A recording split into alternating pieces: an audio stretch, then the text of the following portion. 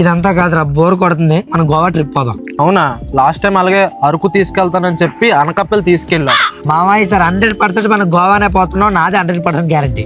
మా గోవా అంటున్నాం, ప్లాన్ అయితే బాగానే ఉంది. మరి బడ్జెట్ ఇంట్లో పర్మిషన్ ఎలా? దాన్నే ఉందిరా, అన్న ఫ్రెండ్ పిల్ల అక్క ఫ్రెండ్ పిల్ల అని చెప్పి వెళ్ళిపోదాం.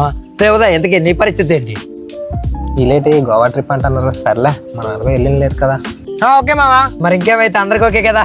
రండి అయితే బయలుదేరదాం. 3 days later. మామా ఈసారి ఎలాగైనా సరే గోవా ట్రిప్ ఎంజాయ్ చేయాలి. గట్టిగా ఎంజాయ్ చేయాలి మామ. చేద్దాం. రే మామా, మామ మొత్తం అంతా ప్యాక్ చేస్తావు కదా లగేజ్ అంతా? లగేజ్ అని కార్లో పెట్టాను మామ. ఇంకా ఉదయ్ కూడా రాలేదు మామ. ఆడ ఎప్పుడంతా 2 ఫోన్ చేస్తాను. ఫోన్ చేయి. ఈ డేట్ ఈ టైంకి ఫోన్ చేశాడు. చెప్పు మావా. రే ఉదయ్, యారా ఇంకా ట్రిప్కి రాలేదు? మావా ఒంట్లో అస్సలు బాగాలేదు మావా, ఈసారి నేను రాలేనురా. రే నిన్ను కూడా బిర్యానీ తింటున్నట్టు స్టోరీ పెట్టావు కదరా, ఇప్పుడు ఏమైందిరా? అదే మావా, నాకు అర్థం కావట్లేదు. ఈసారి నేను రాలేనురా, మీరు వెళ్ళిపోండి రా. బాయ్.